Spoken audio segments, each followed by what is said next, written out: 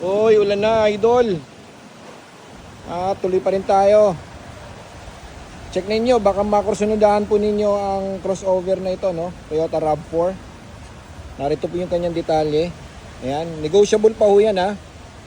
At pumapayag din tayo sa financing. Trade-in, swap. As long na willing to add cash po kayo. Ayan. Ayos. Madalian lang to, idol. Naku, pass na tayo. Woohoo! Ayan, oh.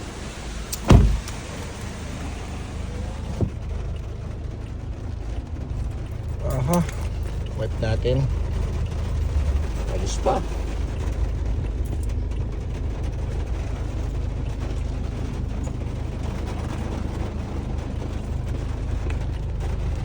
O guys, sigurado namang makukursunodaan po ninyo ito. Mag-comment lang kayo, okay? Or i-follow nyo ako sa aking Facebook page, The Carlon Expert.